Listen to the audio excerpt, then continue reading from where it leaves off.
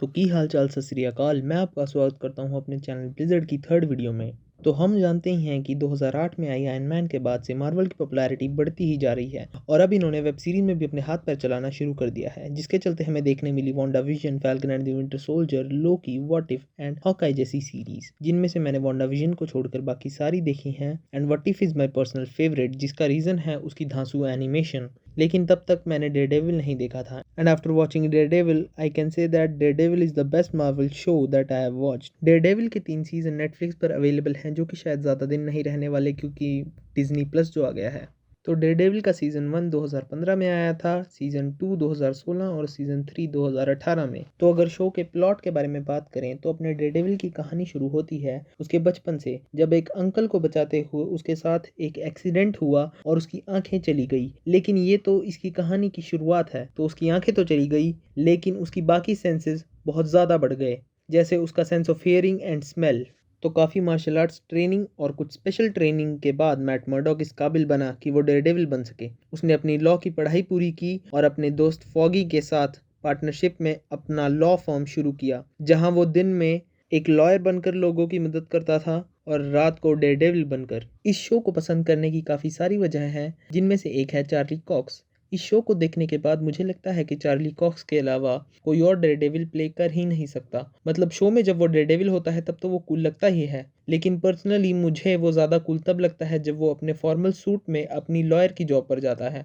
उसके खड़े होने के स्टाइल से लेकर उसके बोलने के तरीके तक तुम्हें सब पसंद आएगा। एक्चुअली चार्ली कॉक्स ने अपने रोल को कुछ इस तरह प्ले किया है कि तुम्हें डेयरडेविल के साथ साथ मैट मर्डॉक भी उतना ही पसंद आएगा। तो अगर हम सीजन 1 के बारे में बात करें तो सीजन 1 मेनली फोकस करता है मैट मर्डॉक यानी हमारे डेयरडेविल की प्रेजेंट लाइफ और उसकी प्रॉब्लम्स के बारे में। इस सीजन में हमें पता चलता है कि डेयरडेविल की वजह से मैट मर्डॉक की लाइफ कैसे इफेक्ट होती है, एक सुपर हीरो विजिलेंटी होने की वजह से उसकी पर्सनल और प्रोफेशनल लाइफ कैसे इफेक्ट होती है। और जो चीज़ इस शो को और भी ज़्यादा अमेजिंग बनाती है वो है इसके एक्शन सीक्वेंसेस। सीजन 1 एपिसोड 2 का वो single shot hallway fight scene जो कि मुझे पहली बार में ही बहुत पसंद आ गया। और अब फाइट सीन्स की बात निकली ही है तो अगर तुमने द विचर सीरीज देखी है और अगर नहीं भी देखी तो उसके बारे में सुना तो होगा ही। असल में मैंने भी उसके बारे में काफ़ी सुना था और इसके सीजन 1 एपिसोड 1 के उस फाइट सीन के बारे में भी जो हमें एपिसोड के लास्ट में दिखाया गया है। अब मैं ये नहीं कहना चाहता कि वो फाइट सीन बुरा था, पर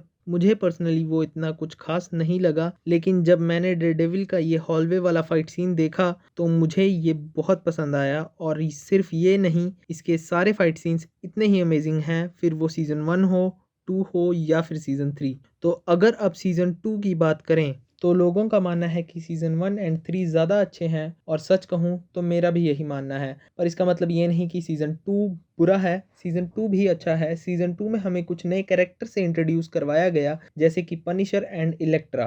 पनिशर जो कि डेयरडेविल की तरह ही एक स्ट्रीट लेवल सुपर हीरो है और तुमने इसके बारे में सुना होगा। पर पनिशर और डेयरडेविल की सोच काफ़ी अलग है। जहां डेयरडेविल को लॉ पर पूरा विश्वास है और वो क्रिमिनल्स को पकड़कर पुलिस के हवाले कर देता है, वहीं दूसरी तरफ पनिशर का मानना है कि क्रिमिनल्स को सीधे उड़ा देना चाहिए और वो ऐसा करता भी है। और सीजन 3 जो कि मेरा फेवरेट सीजन है और तीनों सीजन्स में से सबसे dark season. Actually Matt Murdock एक कैथलिक है और उसका भगवान में बहुत विश्वास है, जो कि हमें सीजन 1 की शुरुआत में ही दिखाया गया। क्राइम से फाइट करने के लिए जाने से पहले वो चर्च जाके उन गलतियों के लिए माफी मांगता है जो वो करने वाला है। उसका यही भगवान में विश्वास सीजन 3 में नहीं रहता और उसकी पावर्स भी चली जाती हैं। असल में सीजन 1 और सीजन 3 में हमें डेयरडेविल की वो डार्क वाइब दिखाई गई है जो कहीं ना कहीं सीजन 2 में मिस थी। और सीजन 1 और 3 में विलन भी किंग पिन है, जो कि काफ़ी सिरफिरा है और असल में वो भी हेल्स किचन को एक अच्छी जगह बनाना चाहता है, पर ये करने के लिए उसके तरीके बिल्कुल भी सही नहीं है। लेकिन उसके पास्ट के बारे में पता चलने के बाद कि उसने अपने बचपन में कितना कुछ सहा है, हम अंदाज़ा लगा ही सकते हैं कि वो इतना अनप्रिडिक्टेबल और ब्रूटल कैसे बना। और जो भी उसके रास्ते में आएगा वो नहीं बचने वाला। तो इस वीडियो के कंक्लूजन में मैं इतना ही कहना चाहूँगा कि डेयरडेविल मुझे तो काफ़ी पसंद आया और ये मेरा फेवरेट मार्वल सुपर हीरो बन चुका है, जिसके पीछे इसकी डार्क थीम का बहुत बड़ा हाथ है। और अगर आपको भी एक सुपर हीरो स्टोरी देखनी है जिसकी स्टोरी जितनी डार्क हो, उसका एक्शन उतना ही रियलिस्टिक, ब्रूटल और रॉ हो, तो आपको भी डेयरडेविल ज़रूर देखनी चाहिए। और अगर मेरा ये वीडियो आपको पसंद आया हो तो प्लीज़ इसे लाइक करना और मेरे चैनल को सब्सक्राइब करना और मैं आपसे मिलता हूँ नेक्स्ट वीडियो में।